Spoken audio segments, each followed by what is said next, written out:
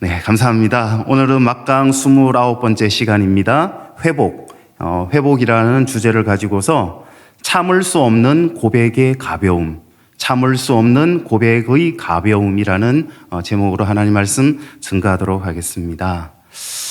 고백이라는 것은 어떻습니까? 고백이라는 것은 어떤 말보다 우리 삶에서 중요한 기능을 합니다. 고백은 마음속 깊이 품고 있는 생각이나 감정을 드러내는 언어이기 때문입니다. 그래서 고백은 새로운 관계를 만들기도 하고요. 또한 그 관계를 더 깊이 안내하기도 합니다. 무엇보다도 그 고백 때문에 우린 또 사람을 사랑하기도 하고 또 결혼을 하기도 하죠. 그렇지 않습니까? 우리 이동강 전도사님? 요즘에 고백 받아보고 계십니까? 네, 아무튼 진정한 고백은 다음과 같은 기능을 합니다. 첫째, 고백은 자신의 내면을 상대방에게 열어 보이게 하는 용기의 언어입니다. 고백은 자신의 약점이나 숨기고 싶었던 감정까지도 드러낼 수 있는 용기를 동반합니다. 그래서 이때의 고백은 상대에게 신뢰와 진정성을 전달하고 깊은 유대를 가능하게 만들죠.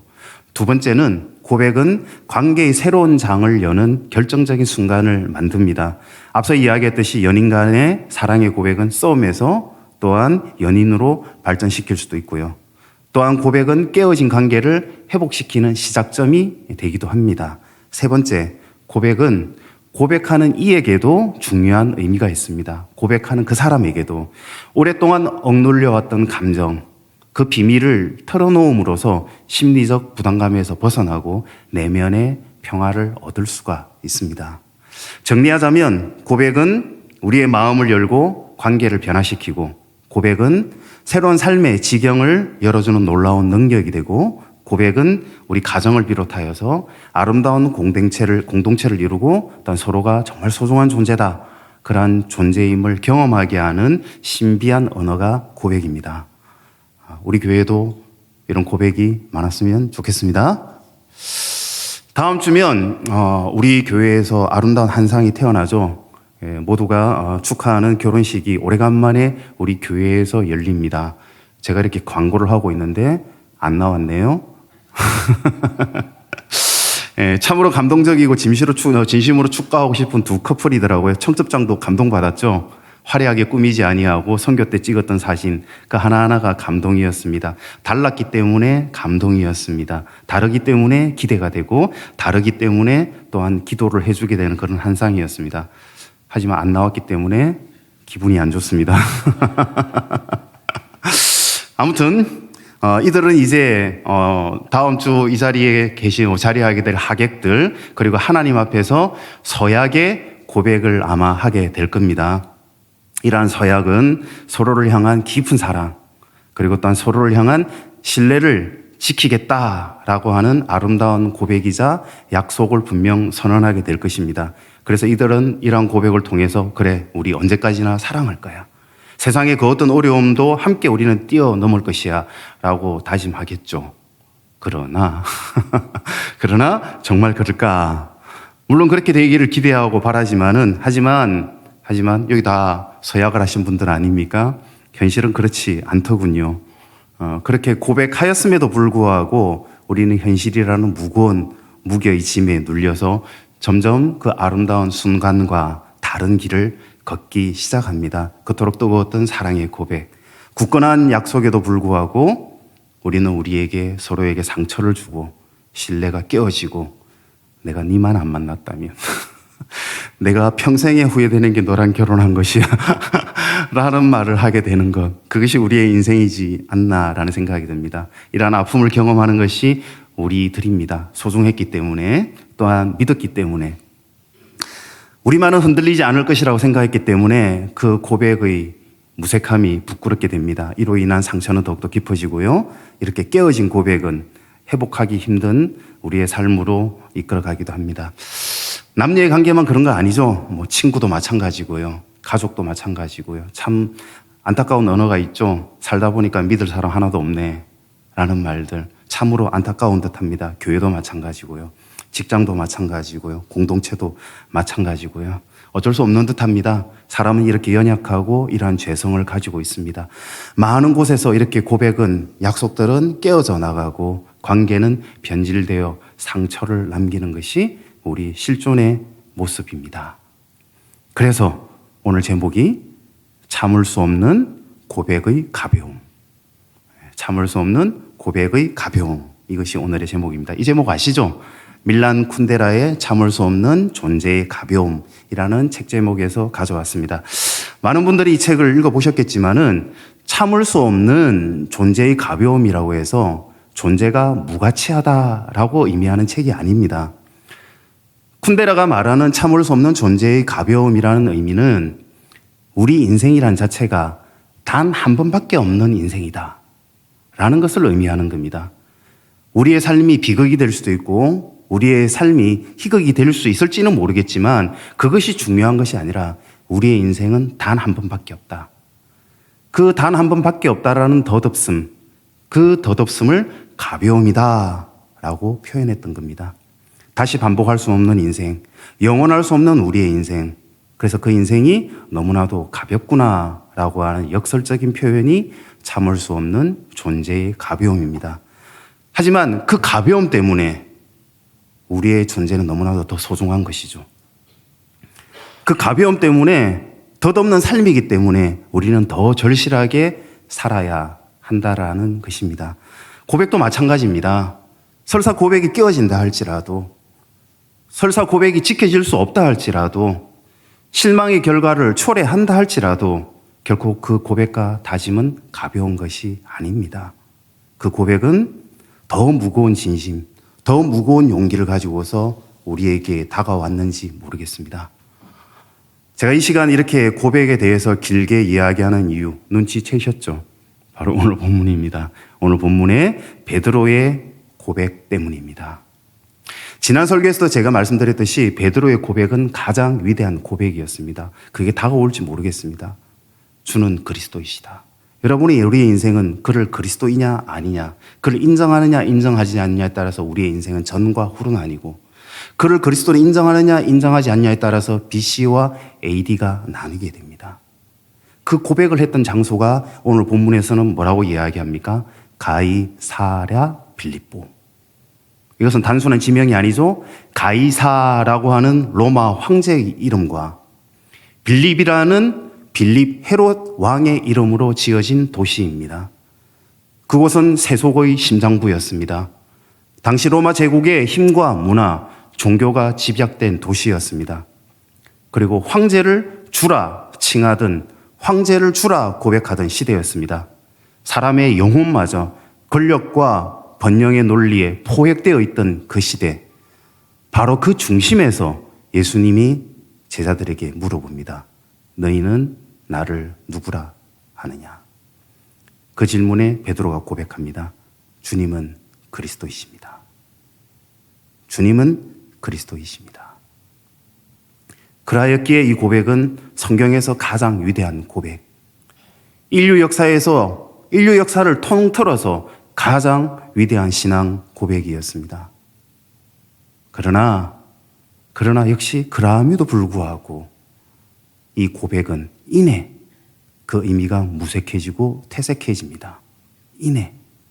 예수님은 곧이어 십자가의 길을 말씀하십니다. 고난과 순환을 이야기하십니다. 내가 십자가에 들려야 하리라. 베드로는 예수님을 강하게 붙들고 항변한다라고 성경은 기록되어 있습니다. 고백을 하던 베드로를 향해서 예수님은 사탄아 내 뒤로 물러가라 고까지 말씀합니다. 그런데 이게 또 끝이 아니었습니다.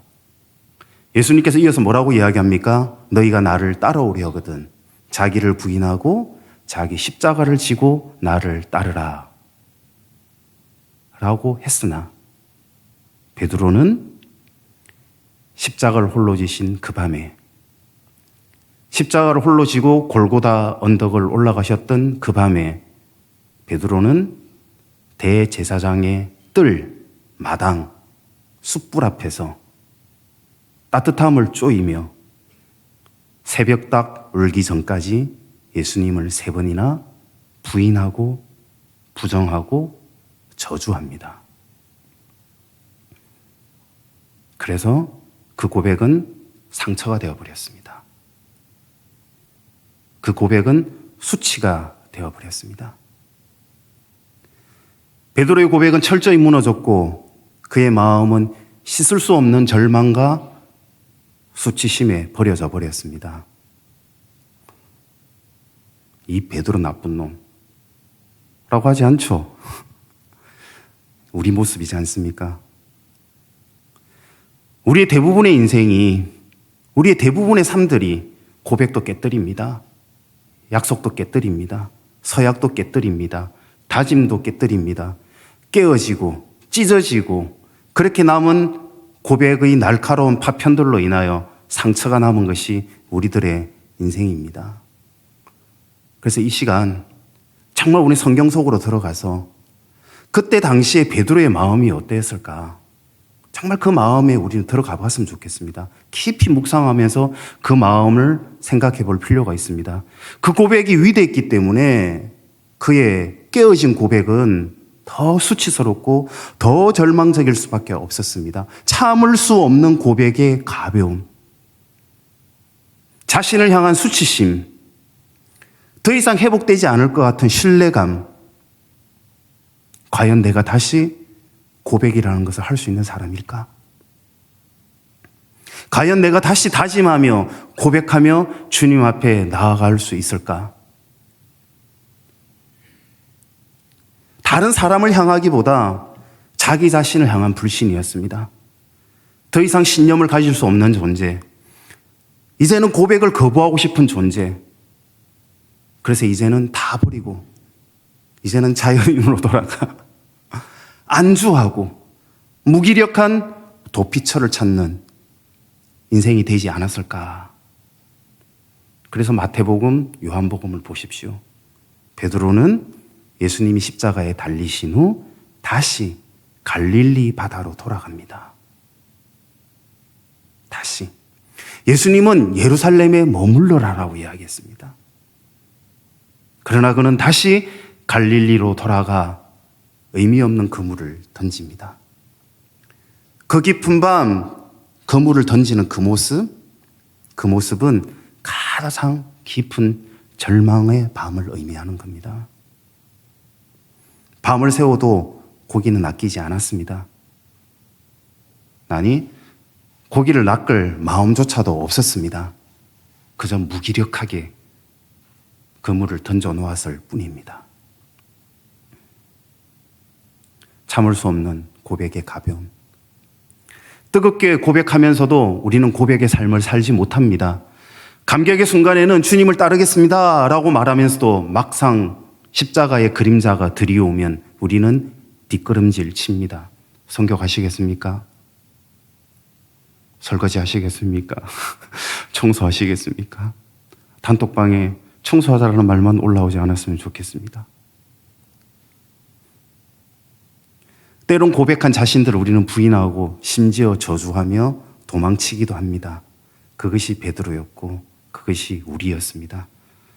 우리는 고백했기 때문에 더 이상 연약하지 않기를 바랬지만 현실은 오히려 그 고백 이후에 우리를 더 많은 시험과 흔들림의 연속으로 이끌어갑니다. 자, 여기까지만 하겠습니다. 그러나 우리가 오늘 정말 진짜 깊이 묵상해야 할 진리는 이러한 우리의 모습이 아니라 바로 그 다음 이어지는 우리 주님의 모습입니다. 이러한 우리의 모습이었음에도 불구하고, 이러한 우리의 모습이 될 것임에도 아심에도 불구하고 끝까지 우리를 붙들어 주시는 주님, 그 주님을 우리는 이 말씀 속에서 발견해야 됩니다. 성경에는 많은 장면들이 나옵니다. 출애굽을 하는 장면, 불과 구름 기둥으로 우리를 지켜주시는 하나님, 수많은 장면들이 있지만 저는 이 부분을 읽을 때에는, 이 성경의 부분을 읽을 때에는 우리가 아무리 감정이 메말랐다 할지라도, 성경이 단지 활자가 되어 우리에게 다가온다 할지라도 이 부분만을 우리가 성경을 읽을 때에는 정말 우리는 이 감정이 메말라서는 안 된다 생각합니다. 바로 다시 갈릴리 바다로 베드로를 찾아오신 예수님입니다. 예수님은 다시 베드로를 찾아 예루살렘에 머물러라 했지만 갈릴리로 떠난 그 베드로를 찾아 다시 오시는 장면입니다. 지난주 설교 기억납니까? 2번 안수하시던 예수님. 그래서 마침내 벳세다 맹인을 눈뜨게 하셨던, 끝까지 우리를 책임져 주셨던 예수님. 이처럼 예수님은 실패하고 절망하고 좌절하고 수치스러웠던 그 수치가 자기의 불신과 부끄러움에 고개를 떨군 베드로, 그 베드로를 다시 찾아오는 장면. 이 장면에서는 우리는 감정이 다시 살아나야 합니다. 예수님은 베드로가 당신을 부인하였던 그 아픈 기억이 서려 있던 숯불 앞으로 베드로를 다시 초청합니다. 성경이 놀랍지 않습니까? 왜 그것이 기록되었는지. 숯불 앞으로 그들을 부르시고 그들에게 아무 말씀 안 하시고 생선과 떡을 구워주십니다. 그리고 이렇게 이야기합니다. 배고프지? 많이 먹어. 너무나도 큰 잘못을 하고 오늘 돌아가면은 부모님에게 정말 허블나게 맞아 뒤질 것 같은 그 상황에 집에 돌아가셨는데 어머니께서 배고프지? 많이 먹어. 야단보다도 오히려 밥을 차려내어서 우리에게 내어주셨던 어머니처럼 예수님 아무 말씀 안 하시고 결코 배신도 어떤 추궁도 어떤 질책도 안 하시고 그들을 안아주셨습니다. 너무 감격적이지 않습니까? 이런 우리 주님입니다. 여러분 그런 경우 없습니까? 저는 그런 경우가 있습니다. 내 인생에 결코 없었으면 좋았을 법한 그 순간, 내 인생에 다시는 일어나서는 안 되는 일, 정말 이 일만은 없었으면 좋았을 건데 라는 그런 경험을 한 적이 없습니까? 후회되고 또 후회되는 그런 일이 없었습니까? 내 인생에 결코 없었으면 좋았을 법한 그 순간, 배신과 배반과 완전한 신뢰가 무너지는 순간, 예수님은 내 인생에 가장 부끄러웠던 그 순간을 다가오셔서 가장 영광스러운 순간으로 만들어주셨습니다. 요한의 아들 시몬아, 너가 나를 사랑하느냐? 아멘. 주님 사랑합니다. 그럼 내 양을 먹여라. 요한의 아들 시몬아, 내가 나를 사랑하느냐? 주님, 제가 주님을 사랑하는 줄 아시오니 그러면 내 양을 쳐라. 요한의 아들 시몬아, 너가 나를 사랑하느냐? 주님은 나의 모든 것을 아시옵니다.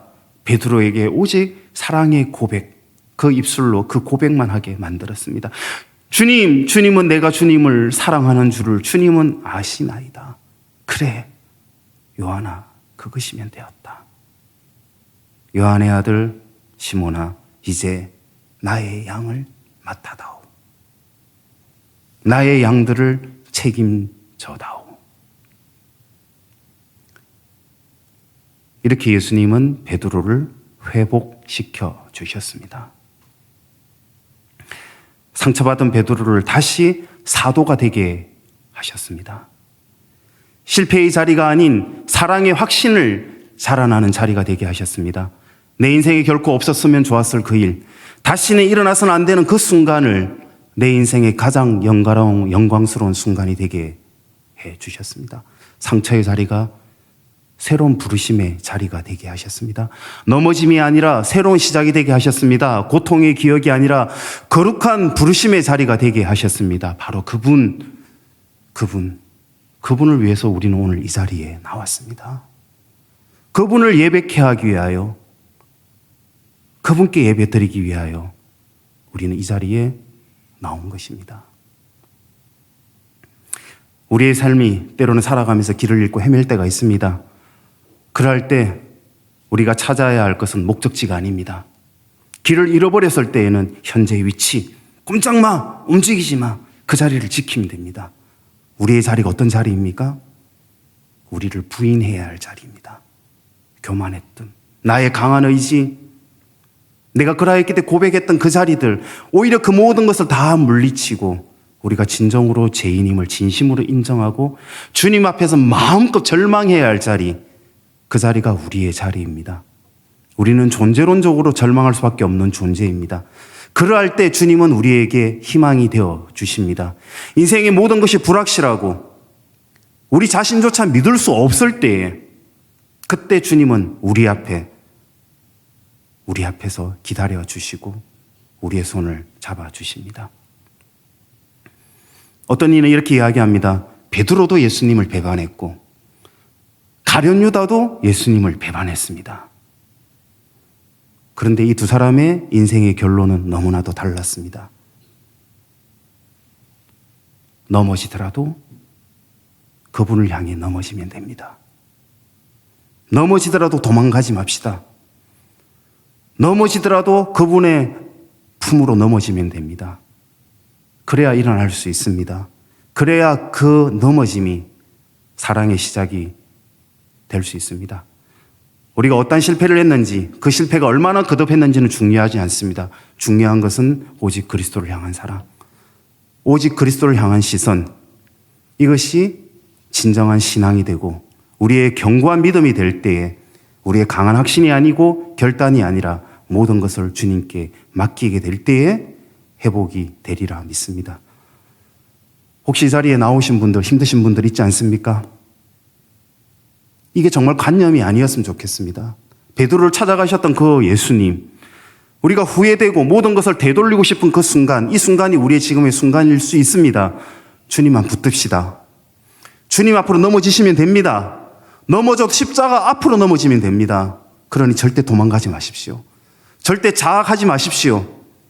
절대 자기의 영혼을 스스로 죽이지 마십시오. 절대로 포기하지 맙시다. 어떠한 죄를 저질렀다 할지라도 하나님의 이름, 그 하나님의 이름만 부르는 우리가 되었으면 좋겠습니다. 자막 하나만 띄워주십시오. 어려운 히브리어가 나왔습니다. 제가 방금 하나님의 이름만 부르자고 했지만 하나님의 이름은 무엇이었습니까? 우리는 하나님의 이름을 여호와라 부릅니다. 하지만 그것은 하나님의 이름이 아닙니다. 하나님의 이름은 없습니다. 창조주가 왜 자기의 이름을 가져야 합니까? 하나님의 이름은 없습니다.